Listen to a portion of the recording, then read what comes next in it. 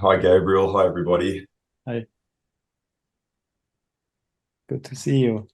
Um, Good, good to be here. I was just thinking, Gabriel, it's this time exactly a year ago, I was doing this course, this Futures workshop, and I was very excited and very nervous, and I wasn't sure if I could do it. And I was actually reaching out to Petra for some support and help on the Slack blog. Yeah. nice.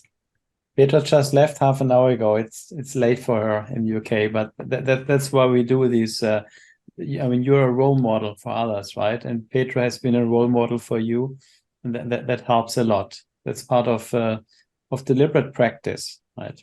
I just wanted to start by saying, just so there's no confusion and there's no doubt, and everyone understands that I've paid the full price for all of these workshop courses. I've paid the full price for the workshop, the boot camp, LMP, for FX, for futures and FX. I'm not being paid to be here. I've found these courses to be extremely beneficial and Gabriel to be very generous with his time. So I'm just here to help out and to help people that are in the same position I was in 12 months ago. What would you like to discuss, Gabriel? Yeah, well, let's see if we have some questions. So Alexander is asking, which time frame are you trading? 1 minute, 5 minute, or lower? Or what is your main time frames? Yeah, okay. With futures, I really love the 5 second and the 15 second charts. I really like seeing a pattern set up, an excitable price action event, like a really strong test bar. And I love seeing a move. I love seeing a run in a really quick time frame. So for me, it's the lower time frame. So the 5 second, 15 second, 1 minute charts. Mhm. Yolanda's asking if you trade all three systems. Yeah, I trade all three systems. Yep. Do you have Yep. a favorite? My favorite would be the S1. Mhm. Other questions? Okay, what were the resources you used in your development as a profitable trader? Um, Resources. what are the resources? I've pretty much, in one of your first slides, Gabriel, you talked about being a clinger. And I identified that I have been in the past a U-turner or a rule tweaker. So I made sure I was a clinger and I just did everything that you told me to do. So the best resources were probably your resources and then the Slack blog. Before I did the workshop, I reached out to you because I'm a complete novice. I'd never done anything. I hadn't read any trading books. I hadn't watched any trading videos. I hadn't charted. I hadn't done anything. I was a complete novice. I actually didn't believe I could do this. And I remember asking you, Gabriel, via email, like, what can I do to prepare? And you suggested getting a few things, reading a few books, and I think I probably over prepared. I did way too much. My expectations were really, really high, and as a result, I experienced a really big dip. They talk about the Dunning-Kruger effect, and Gabriel talks about the dip. I hit the dip really hard. So I just a bit of a warning, a bit of a caution. The resources are all here. Gabriel lays everything out. Just follow the instructions. You will get there, but just be mindful you don't have too high expectations. I think it's better to have low or no expectations and just to do what's in front of you. Just take it one step at a time. Alexander's asking, if you trade a 5 second chart, what does it mean? Exit, let's say, in 15 seconds. So how long does your trades take usually?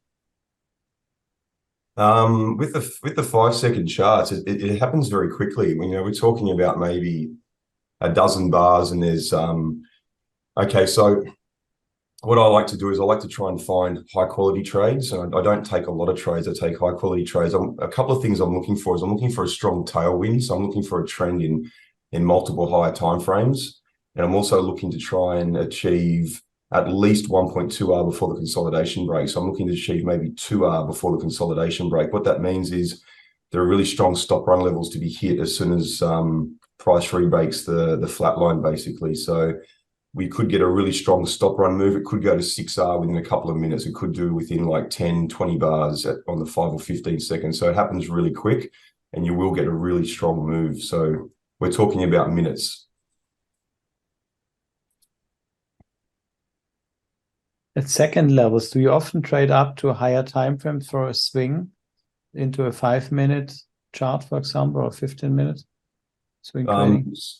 Yeah, so for me, I'm pretty much always looking at the higher time frames. I'm looking for stop run levels. I'm looking for significant levels to be broken on higher time frames. I'm pretty much trading the higher time frames. So yeah, my style is high quality trades and looking for a swing, always looking for swing potential. And how many trades do you take on an average week? Probably two. Only 2 trades a week. When I first started, I was an overtrader. I was pulling the trigger on everything. I was extremely trigger happy. And Gabriel continues to talk about one good trade per week is enough because the weekly goal is 2R per week. And actually one good trade per month is enough because the monthly goal is 5R, and that's very doable in one trade. And by me keeping that mindset, by me keeping that at the front of my mind, it takes off my desire to overtrade. I can just relax into it and know that I only need one good trade a month, so I can be very selective with what I take. Yeah, and you're full-time working, right? You trade after work.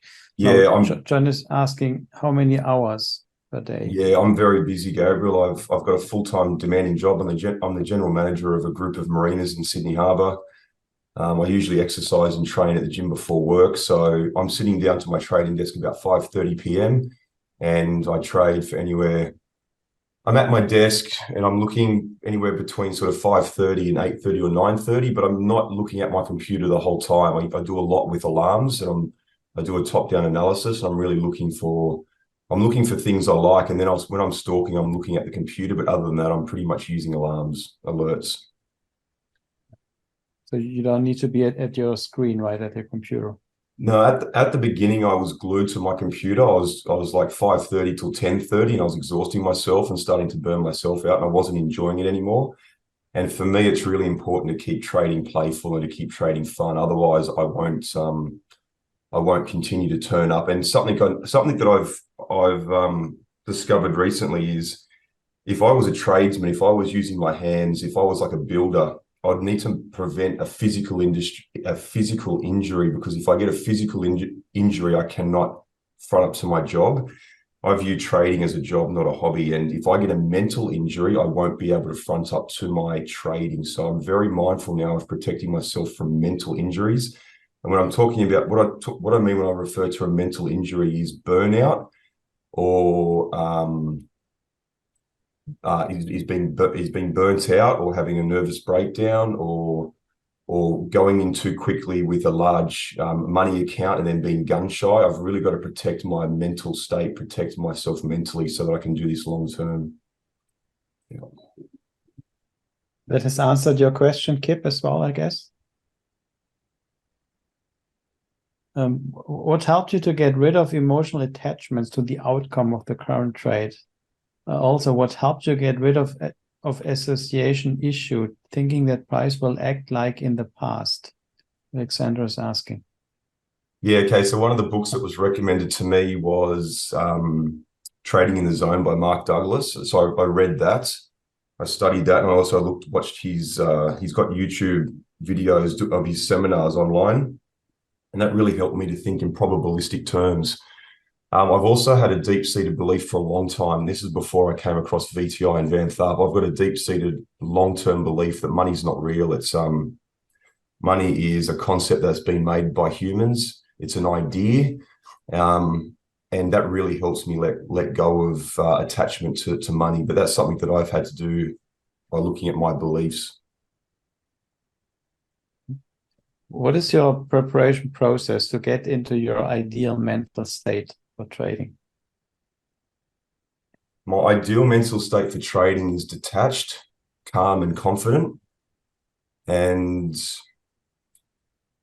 I should be doing more meditation, Gabriel, but I find it challenging. When I sit down at my computers, I view it like a job, and I've had a lot of practice in the past of getting into mental states when I was training at the gym.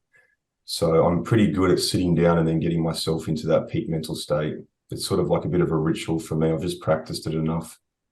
Mm-hmm. And how long does this take you? Asked Holger. This process. It doesn't take long at all. It's literally just going over the ideas in my head about being detached, cool, confident, cool, calm, confident, detached. I just need to remind myself of that and I breathe and I get into it. Londa's asking, how many trades do you analyze or close to take in order to take 2 trades per week on average?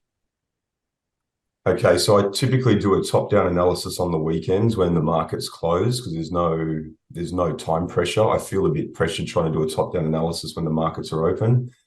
And then I've got a 3-monitor layout. So I've got a 30-inch monitor on my left-hand side, which is where my 9-chart and 12-chart layout are. And then I've got directly in front of me, I've got my 4 and 5 chart layout, my 4-chart layout for futures. Once I identify my top-down analysis, what contracts could have potential, I keep it on a stalking list, on a watch list. But I can move through very quickly, and I've had enough practice now, and I can take in a lot of information. And I'm a very visual person that I can scan through all of my contracts. I can scan through them all, and I know what I'm looking for because I've got my coma indicators set. I can scan through it all in a matter of minutes. I can scan through every contract very quickly. So to answer your question, Yolanda, maybe like 15 minutes or less, 10 minutes, I can scan through everything. What do you do when you reach your weekly R goal? This is part of my long-term trading strategy, and I'm not there just yet. I'm not sure. At the moment, I'm reaching my 2R goal, and if I hit 2R for the week, I stop. If I hit like 4R for the week, I've got a couple of extra R up my sleeve that I can use as some extra bullets to have another go. For me, because of my workload at the moment with my job, my goal is just to get to 2R, but over time this will develop. My goal is to become a full-time independent trader, and then it'll be something like hit 2R for the week. If I achieve more than 2R early in the week, I'll then shoot for the moon. But at the moment, it's 2R per week and continue to learn. David, I don't understand your question. Maybe you can write it in other words. At 15-second chart, can you describe the alarms that you have in place? So how does your alarm setting work? Yeah, I use TradingView. The reason I really like TradingView is they've got they use a concept similar to Amazon's core concept of the minimum number of clicks. So at Amazon, they don't want the customer to click too many times. They want it to be very minimal clicks to get an order placed. And with TradingView, it's similar. So it's very minimal clicks to make anything happen. I use TradingView, and I use horizontal rays, and I use a horizontal ray, and I set an alert on that. So when I set an alert, I'm setting an alert just below. If I'm talking about a long direction trade and I see something happening, if I'm looking for multiple touches, I'll set the alert just below the flat line or the baseline. And then once it breaks it, I know that that's potentially an excitable price action event. It's potentially a test bar.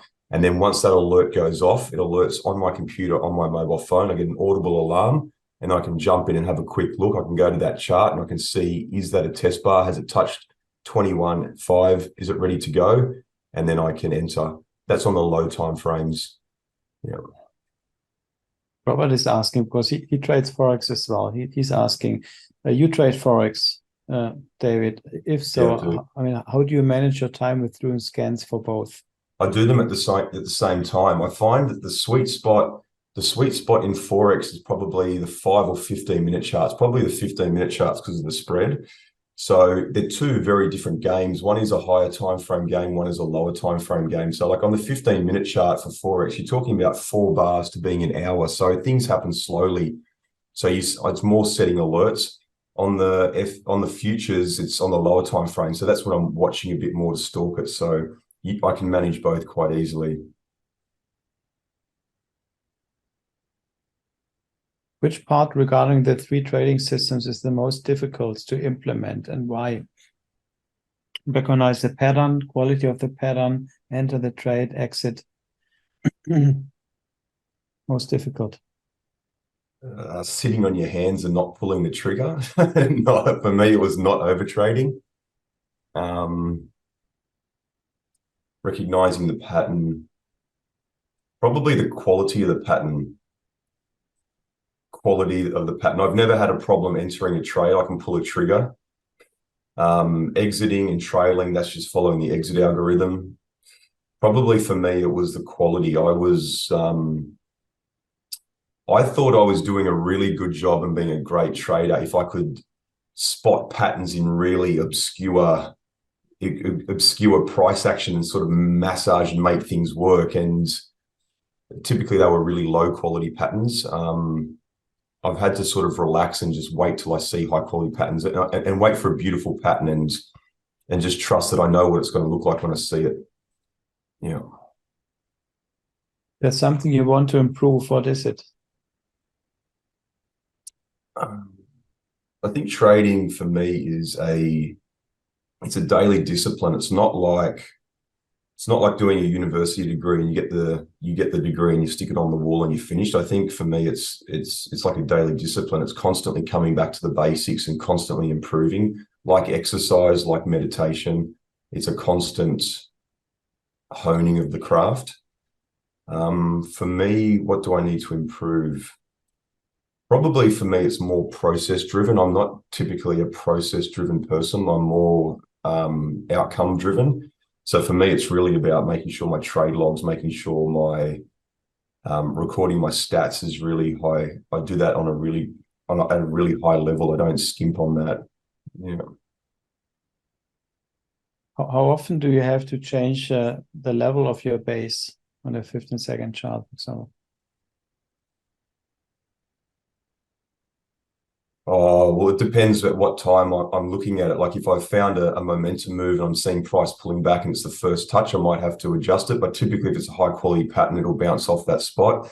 Maybe sort of, I don't know, once, twice, I might have to adjust it. But I know you know when you see it, you know where the horizontal bar should be. You know where it is. Mm. You achieve your weekly hour goal of 2 hours across both Forex and futures? Correct. It varies drastically. Some weeks it's futures, some weeks it's FX. It's just the nature of the markets. 2 hour a week is more than 100% a year, right? Well, it's actually, if you make 2 hours per week, 52 weeks, let's make the calculation, it's 290%. Because your account size increases and your R increases. 290%. Yeah, and that's the bare minimum. You know, I've partnered up with a trading buddy, and some weeks he does 12, 20 R per week. You know, 2 hours very doable. Yeah, that's a minimum R goal, right? And we're shooting for consistency, and above that, well, you can have different levels and targets, and even go for the moon, as David mentioned. Yeah, and it's a non-stretch goal. It's a very comfortable, doable goal. Yeah. Yeah. I mean, for those of you, I mean, David is talking about his trading game, right? It doesn't mean that you're going or you should only trade two trades per week, right? We're talking about his trading game, and he's full-time working and has other interests. So is it complex to calculate position sizes for the trades? No, I use one of the key features of TradingView is the order tab, and it automatically calculates position size for you. It's a very, very easy tool to use. Yeah, TradingView, right? Yeah, TradingView. Yeah. Lee asked, do you think you could get 2 hours per week staying just in futures? Yeah, sure, absolutely. Absolutely.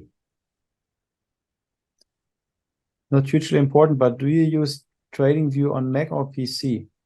I'm a PC and an Android user, and TradingView has two options. They have a website-based trading platform, and then they have a desktop-based. You can download the desktop software, and it essentially you're running a a specific browser purely for trading view, and that's what I do. It works extremely well. Do you ever transition a trades to a swing trade? Yes. Yeah. Yes, absolutely. Yeah. Yeah, I'm not looking for scalping moves. I'm looking to maximize the number of R I can get. And if I see swing potential, if I see stop run levels on higher time frames, absolutely. And that's one of my quality criteria, is making sure there is swing potential. Yeah.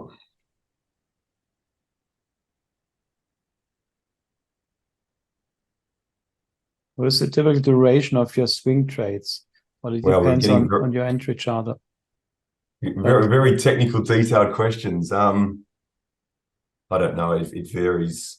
It varies a day, hours. Yeah.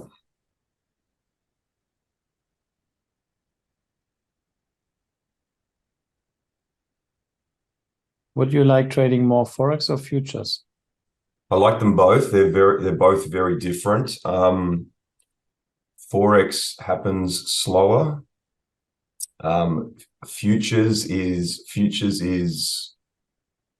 I really like futures. When you see a momentum move, when you see a consolidation, when you see a pattern, and then you see that test bar and you see a big rejection wick, it just happens. It's quite amazing, actually.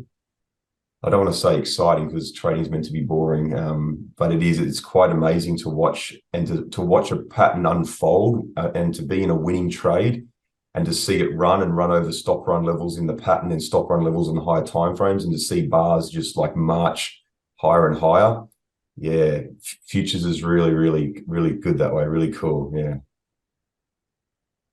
Do losing trades affect you mentally? If so, how? No, I've got deep-seated beliefs, and I think in probabilistic terms, like Mark Douglas talks about. For me, I'm not the punter at the roulette table. I am the casino spinning the roulette table. I've got a system with an edge. It's a small edge, and with flawless execution over enough spins of that roulette wheel, I'm going to be a winner. So I just need to focus on turning up and understanding that, just like a casino doesn't know who's going to win, who's going to lose, it knows that over enough games, enough spins of that roulette wheel, it will be the winner. And I've got the same mindset. I've got the same beliefs that a loser is going to be a 1R maximum, but my wins can be 5R, 6R and above. So it's just a numbers game. When your account grows, do you move money from the accounts to keep the account size the same, or do you keep the profits in the account and trade Okay, all? so just to clarify, I'm consistently profitable and I'm using a demo account. I'm not with live funds just yet. I will be going live in probably 2 weeks, halfway through Forex LMP. And what I plan on doing is, because I've got a full-time job, I'll plan on just growing my equity. So I'll just keep compounding the gains in that account. Did you have any regrets when you began that you learned from you? I don't understand that, David. Did you have any regrets when you began that you learned from, you could share, don't do this? Oh, yeah, sure. Sure. So learning to trade for me, I can only speak from my own experience. We could all be different, but for me, learning to trade is a big roller coaster ride. There's lots of ups and downs. So if I were to give myself a piece of advice, it would just be to expect that there's going to be some big dips, and don't give up, don't quit. Just be mindful that it's definitely up and down. I would remind myself to become a clinger, which I did, but that was really beneficial. Just do everything Gabriel says. Front up to the blog, front up to the group, front up to this on a regular basis. I would get a trading buddy earlier. So I got involved in the Slack blog and the community, but I then, through that Slack blog, I found another member at the same level as me in Australia. So the time zone works. And then on a weekly basis, we catch up. So we don't put on trades together. We catch up on a weekly basis to talk about what did we do last week, what went well, what can we learn from. and then what are our actions for the next week. So we share our trade logs with each other, we share our trades, we share our learnings, and we keep each other accountable. So that's been a really big one. Like I said before, have low or no expectations. Trust the process that this will work, and it will work in the time it takes. So for me, I wanted this all to happen really quick. And then I just had to, after I had a few big dips, Gabriel suggested no or low expectations. And I took all the time pressure off myself. I just told myself that this could be a 12-month, it could be a 5-year, it could be a 10-year process, and I'm okay with that. And I started to focus on making my life really good. So doing a gratitude list, doing self-care actions, making myself a happy person and making myself content with what I have now, rather than thinking I will be happy when I'm a successful trader, or I will be okay, or I will feel good, or my life will be better when I'm a successful trader. And by doing all of that now, like changing that paradigm to I'm happy now, my life is good now, it takes a lot of pressure off trading. And my trading, I think, is accelerated as a result. What else? Also ask for help early and ask for help often. So yeah, just reach out on the Slack blog for help. Like, don't sit there if you've got a problem with setting up your charting software. If you don't understand something, just reach out for help. You'll help yourself, and you'll also help other people in the group, because there'll be other people that need a hand. And when people get to share how to do things, it reinforces for them, and their learning accelerates as well. So just, reach out for help early and often. And probably the biggest one is to keep this fun. Like, we've got to have fun. So that's something that I do really well with Darren, my training buddies. We have a laugh. We laugh at our mistakes. We laugh at the ups and downs. So just keep this fun. It'll be more enjoyable when it's fun. Yeah. What would you say were your biggest challenges in mastering Gabriel's future systems? I found understanding the patterns. Gabriel's done a wonderful job of putting together this program, the workshop, live, boot camp, LMP. So it all gets laid out. For me, it was like, because I was a complete novice, it was like drinking from a fire hydrant. There was so much information to take in. It was a lot. So that was a big challenge for me. And then probably the biggest challenge that I had, and this will be different for all of us, I was an overtrader. I really had to learn to sit on my hands and to just focus on quality, like just be patient and take less trades. Whereas some people might be under traders and they'll have problem pulling the trigger. I had to learn to sit on my hands and to be patient, not to take every pattern that came my way. Yolanda is asking, I saw the interview with you and Darren. Why exactly didn't it work to trade together? Okay, so Darren and I were both overtrade. We both have overtrading tendencies. So when you put two of us on a call together, on a Zoom call, and I'm saying, hey, Darren, look at this, look at copper, look at gold, and Darren's saying, hey, look at YM, look at silver, we're just exciting each other. We're making each other so excited, and we're just like crazy pulling the trigger on things. So for us, that didn't work. And the other problem is if Darren said that he saw a good pattern, I would think this must be a good pattern. I wouldn't do my due diligence. I wouldn't trust my intuition. I would pull the trigger. I'd take a trade, it'd be a losing trade, and I wouldn't know why that was the case. I wouldn't learn much from it in the time, and it was making me gun shy. So we stopped doing that. We do our top-down analysis independently. We trade independently, but we support each other regularly. We come together at least once a week on a Zoom call, and we're on the phone having a chat maybe once a week, and we also WhatsApp message. So we support each other a lot. Yeah, you're a great team. It's obvious when I interviewed you. What sort of position sizing model method do you use? Yeah, at the moment, I just do a really simple 1% position size. So I'm mimicking what my trading account will be. And right now that's working. So I know some other people are using slightly bigger than 1%. Something that I plan on doing is I plan on once I've got enough trades under my belt, I'm going to have a look at them in Excel. Then I'll do like a martingale strategy, and I'll actually have a look at, I know that my maximum drawdown per trade will be 1R, but what would be the maximum number of drawdowns in a row? And I'll see basically where I'm going with this, with my remark is I'm saying that 2R per week is enough, and then I will adjust my position size to meet my goals. I'm not going to meet my goals by doing 30R, 50R, 100R per week. For me, I think my trading strategy is moving towards 2R per week consistently with a very high win rate, with a very high TQN, and then I will adjust my position size to meet my financial goals. Yeah. That's important, what you just said, right? You don't meet your goals with maximizing your hours, but with consistency, and then actually the leverage is the position sizing. Absolutely. Yeah. Yeah. So for me, I won't be chasing big R's per week. I'll be moving towards a big position size. So my goal is to start, my plan and my goal is to start very small, like maybe $10 per trade, and then I'll move up into the hundreds, and I'd like to get into the $1,000 per trade.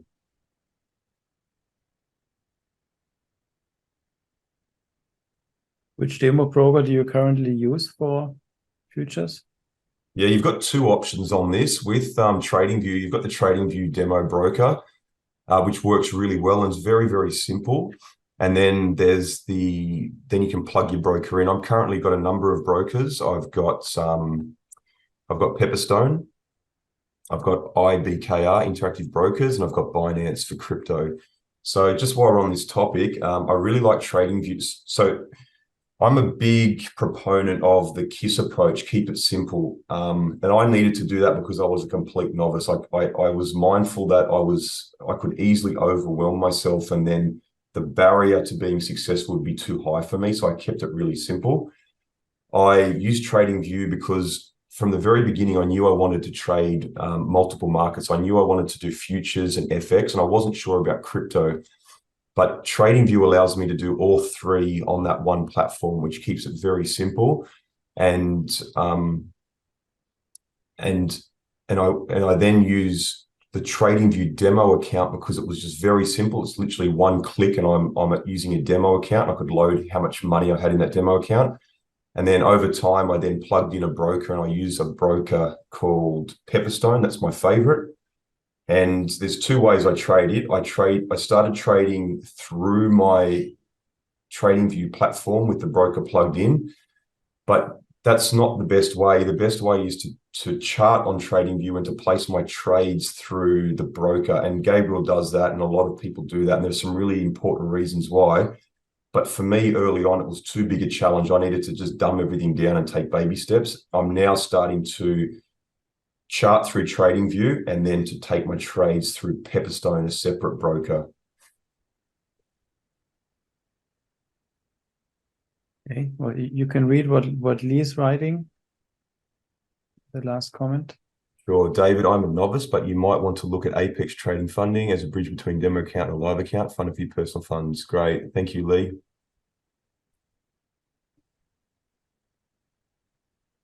Okay, other questions?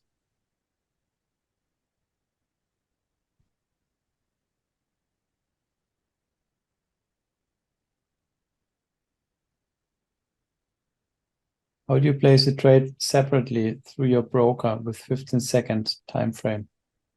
So everything's done on TradingView, and I've got a level. If I'm looking for it to re-break the flat line, I know what that level is. I know what that price is, and I just punch that into Pepperstone. And you set a stop. It's very simple. And TradingView and Pepperstone. So Pepperstone uses CTrader as their platform, and then TradingView and CTrader communicate really well together. So I can actually see through my broker platform that the trade is on. The trade has a initial stop loss level set. Everything's fine, and I can actually move my stop loss on TradingView. The reason there's a number of reasons, but the main reason that I'm practicing and I'm placing my trades through a broker account is so that there's no third party between me and the transaction being processed. One of the previous futures students in my Slack group had a drawdown of 25R because there was a glitch between the charting software and the brokerage account, and I'm not prepared to take a loss like that. So it's really important for me that my trades are executed through the broker's platform and not just through my charting software. Trade Yes. CFDs? Yes, I use CFDs through Pepperstone. Interactive brokers allows you to do micro contracts. So there's like micro contracts for YM, for gold, silver. Typically the spread is a bit tighter. It's a bit better for those micro contracts. So that's something that I'll start looking at as well. So you have options. You can do micro contracts, you can do CFDs. What was your best trading week so far? In number of R's, Mm-hmm. it varies considerably. I had an 8R week the other week. But once again, I think that question's heading down the wrong direction. It took me a while to get this into my head. You don't need big R's per week. If you do 2R per week consistently, that's over 100R per year without compounding. You know, you're doubling your capital, and then that's just with 1% position size. If you then start to increase your position size because your win rate is high and your trader quality number is really high, the amount of money you can earn is unbelievable. It's not about huge R's per week. That's not a good mindset. That's not a good thing to be focusing on. How many trades are you taking at the same time, your span of control? Oh, 2 to 3. 2 to 3. Yeah. Orlando's asking what was your worst week? Minus 3R, and then I stopped trading.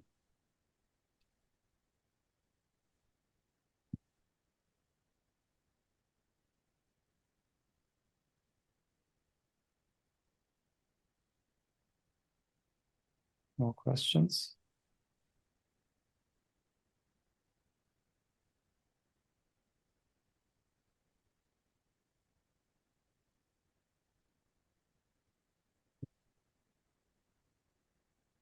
For futures, are you typically trading 6:30 a.m. to 8:30 a.m. Chicago time? Just let me bring up my world time calculator. I'll just do a conversion for you quickly, Lee. Let me have a quick look. So I just use World Time Buddy. I find that works quite well.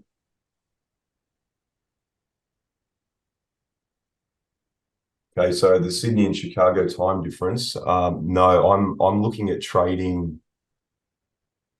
I'm looking at trading before 6:30. So at the moment with daylight savings, I'm looking at trading at about 2:33 a.m. your time, and then I'm off the screens by 10 p.m. my time at the absolute latest. I aim for earlier than that, so that would be I'm off by 6:30. So I'm exiting before then. But something else, I think wrapped up inside that question, Lee, there might be a belief that you need to be at a computer at a certain time for this to work. And I just wanted to raise this as well. When I went through LMP, there was a lot of talk in the student calls about the best time of the day to trade, and then again in the FX LMP, there was a lot of talk again about the best time of the day to trade.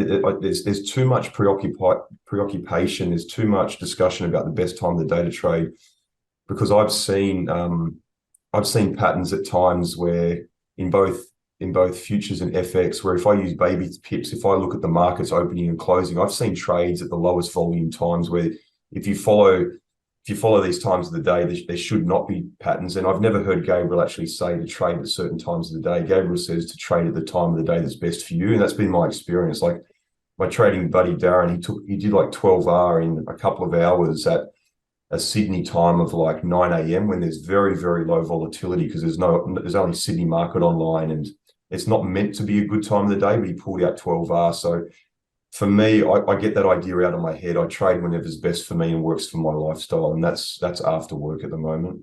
Yeah. But when I go to full-time trading, I don't want to be trading at 8 o'clock at night.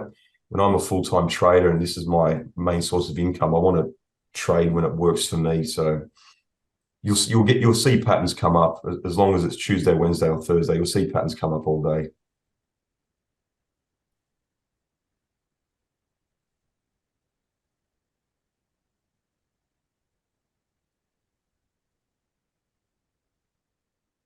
More questions? There's been no discussion about some psychology, Gabriel, and that's the most important topic.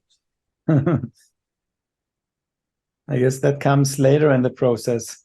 Yeah. At first, we think it's all about the technical stuff, like what broker, what the charting time of the software, day. what time of the day, and that stuff means nothing. It's all about psychology. It's all about psychology. It's the right mental state. It's the beliefs. You know, do I believe that it's an abundant universe? Do I believe it's a scarce universe?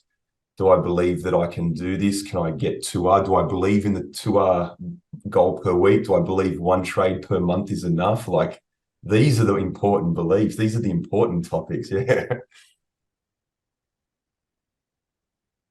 And maybe you already told us, but why are the second time frames so interesting compared to the minutes? Because I'm impatient, Yolanda. I'm impatient. I want to see the in futures. I really like seeing everything happen quick. It's really rewarding. You'll still get patterns come up in the 15-minute, the 1 hour in the 1 hour charts, and I just like the 5 and the 15-second charts because you see the whole play, you see the whole movie play out, the momentum move, the consolidation, the breakout bar, running over stop run levels. You see all of that really quickly on the 5-second chart. You see it happen within a couple of minutes, like within half an hour. Everything's gone from start to finish, positive trade, negative trade. You see it all happen. Whereas when you move up into the 15-minute chart, 4 bars is 1 hour. So it could happen over a couple of days. So for me, I just like to see that happen quick. But this comes down to defining your trading game. So I actually don't like babysitting trades. I don't like babysitting. So I'm starting to move towards the higher time frames so that I can use alerts and I can just manage trades based on alerts. That's exactly what I do for FX. I don't babysit trades in FX. It's all about alerts, alerts for pattern setting up, alerts for breakout, entry triggers, entry signals, and then managing my exit algorithm. That's all done by alerts. And I'll start doing the same thing with futures. I don't really want to be babysitting, watching the screen so much. It's not passive income for me if I'm stuck at a computer for 4 hours a day. Beliefs, how do you examine yours? Okay, so good question, David. My journey with Gabriel and VTI started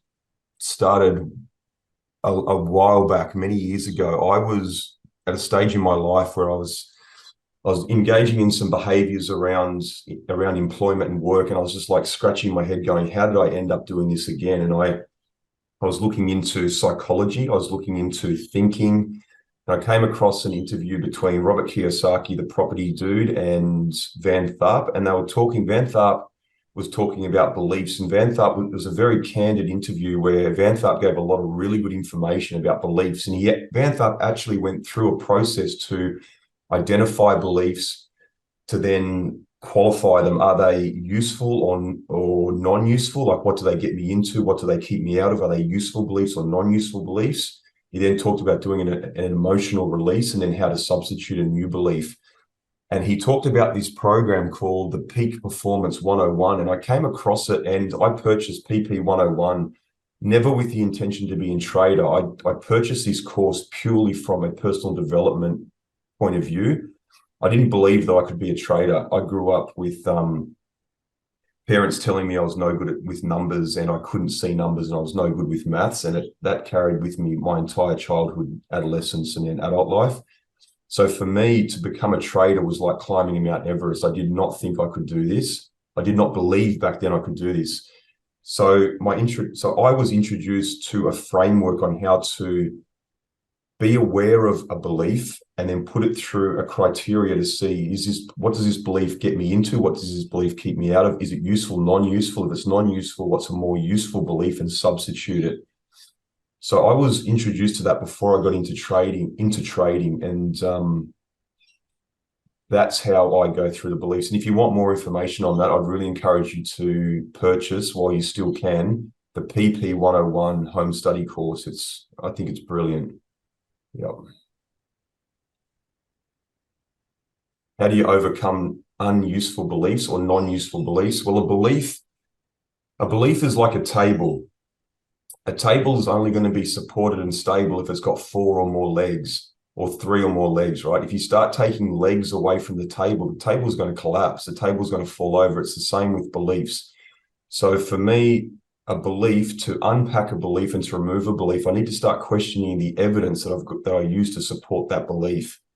And then I put in, so for me with numbers, if I believe I'm no good with numbers, I need to start questioning all of that evidence that says that confirms that belief I'm not good with numbers. And then I can start putting in new beliefs I can put in new evidence for the new belief. So the new belief would be, I am good with numbers, I can do math.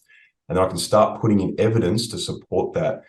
Now, there is a caveat to this. The reason that that will not work is if there's an emotional charge to it. So if there's a traumatic event in your history somewhere where you've had a very stressful traumatic event, it may be locked in by an emotion. So you'll need to be able to do like a Sedona method or a park bench method to release that emotional charge, to be able to do that. And that's all talked about in PP 101 as well. And I'm not paid to say that. I don't receive any commissions or anything. How do you get into the right mental state for trading after a fully loaded working day? Okay, I go for a walk after work, just like a 10, 15-minute walk. I pick up the phone and I call someone, or I might play some video games just for like 10 or 15 minutes just to completely like change pace. And then I sit down at my desk and I remind myself to be detached, cool, calm, and confident. Indifferent works really well for me as a trading state.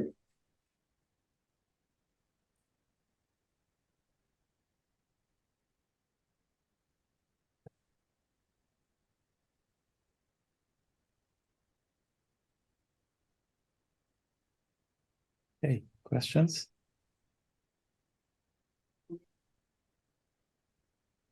Well, we've covered a lot of ground, Gabriel. Yeah, just trying to squeeze more. Yeah, I'm happy to answer any questions. Keep them coming. So if you haven't seen the Trader Chat interview with David and Darren, well, you should do. Now you know David. He's got a lot of good information, right, that comes out.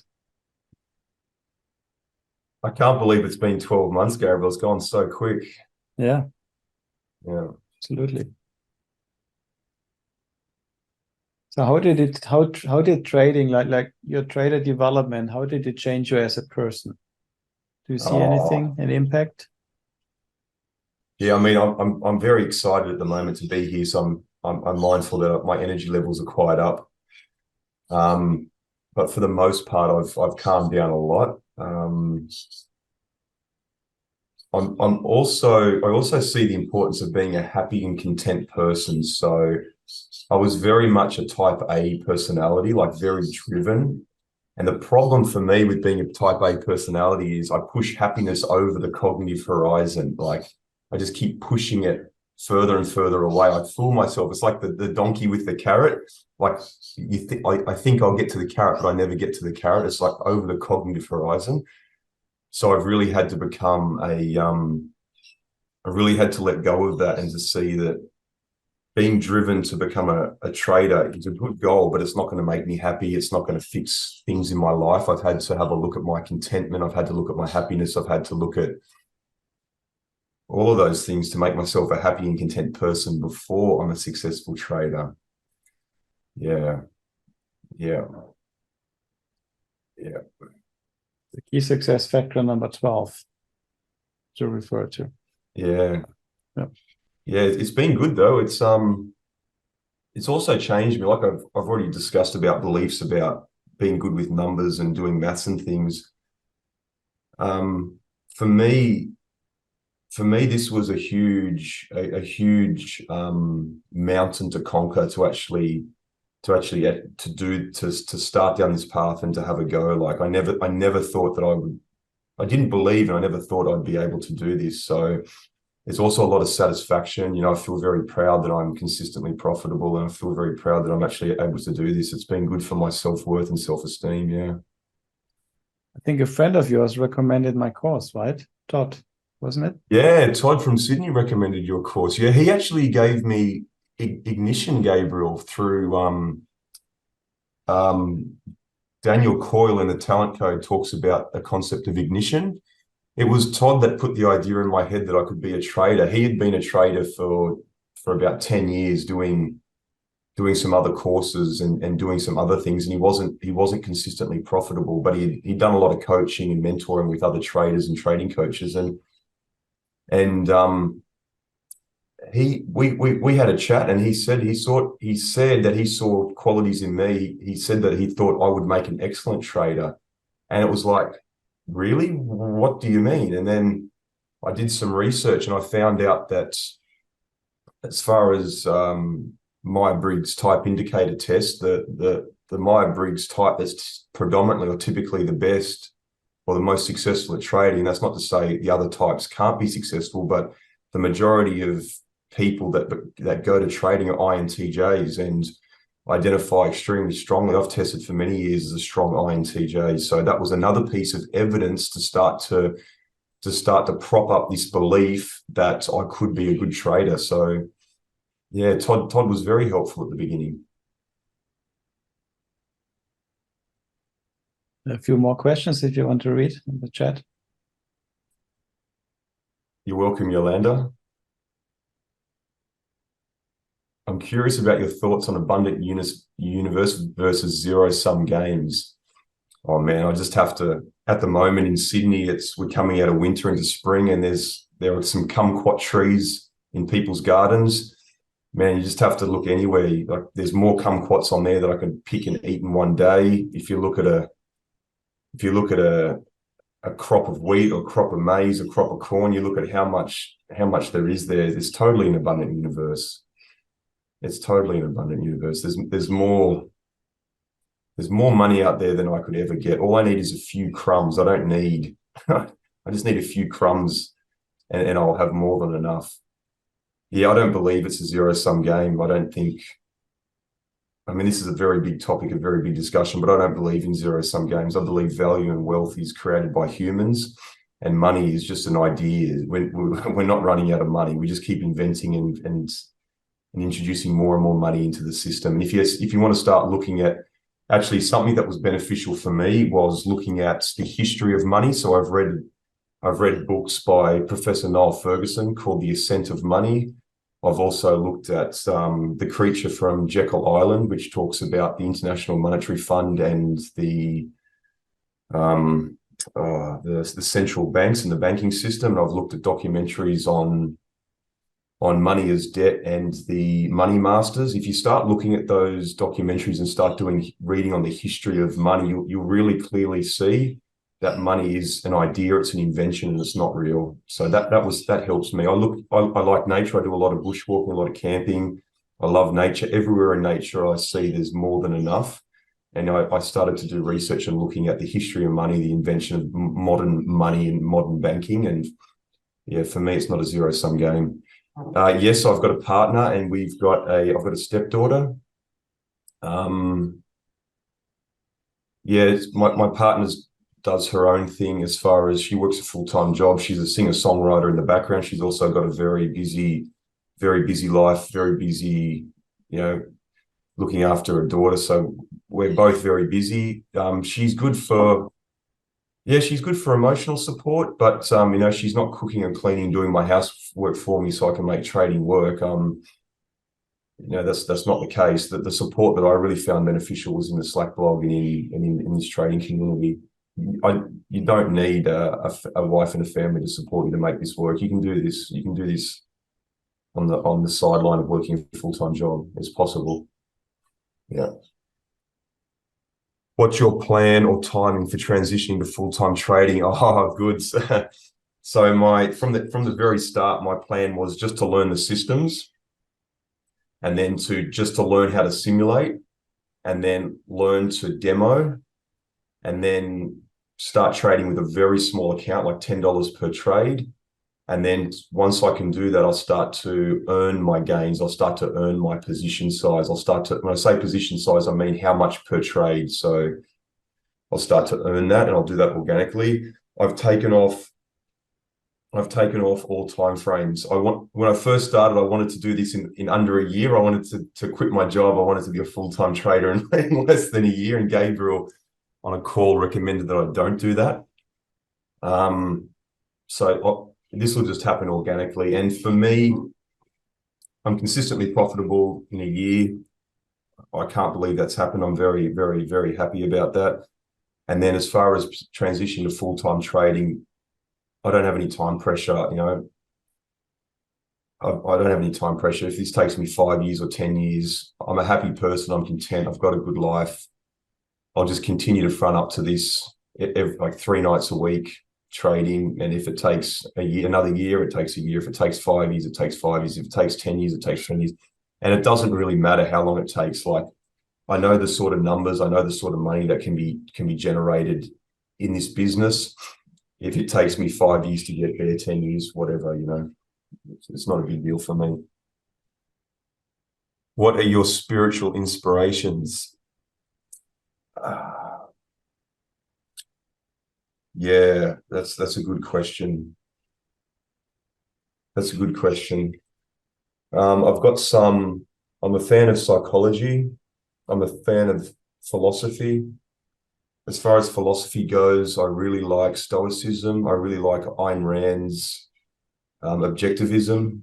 And then from a spiritual, yeah, I'm not religious. As far as spirituality goes, oh man, it's a bit of a. I'm pretty eclectic. I do believe that there's a higher power, or there's something bigger than me. I don't know what that looks like.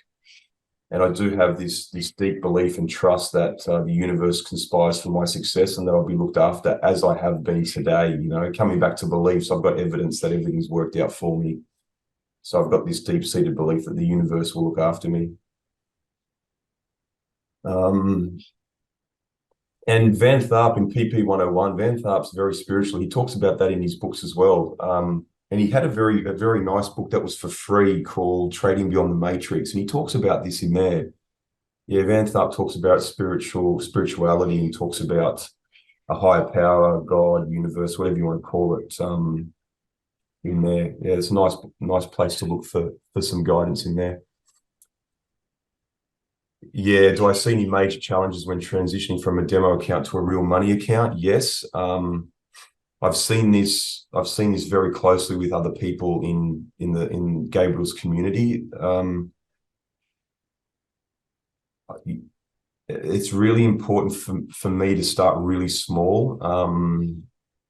I want to start with a $100, $200 trading size for my first trades, but I'm not going to do that. I'm going to start with a $10 trade, because once again, I don't want to end up with a psychological injury. For a tradesman to stay profitable, they need to prevent a physical injury so they can continue to front up to work, to do a physical job. I'm a mental worker. I need to protect myself from a mental injury. A mental injury can be burnout, a nervous breakdown, can be fear, like fear. So fear of not being able to pull the trigger, not being able to trade, revenge trading. So they're the real challenges. The real challenges are psychological challenges. And I'll start with a very small position size. That also gives me time to deal with any psychological issues that come up along the way. I can deal with beliefs. And I'm not sure what those beliefs are going to be yet, but I'm certain that there will be beliefs and baggage that comes up. And everyone's got this stuff. You could have had the world's best parents, the world's best upbringing. The human nature is we accumulate baggage, we accumulate beliefs on our journey that will need to be addressed and unpacked. Yeah. Probably the biggest challenge is going to be impatience. I can be an impatient person. I'm a type A by nature, so I'm very driven and I'm very results focused. So I need to be mindful of those traits in me, and I need to become more patient, process driven. Yeah.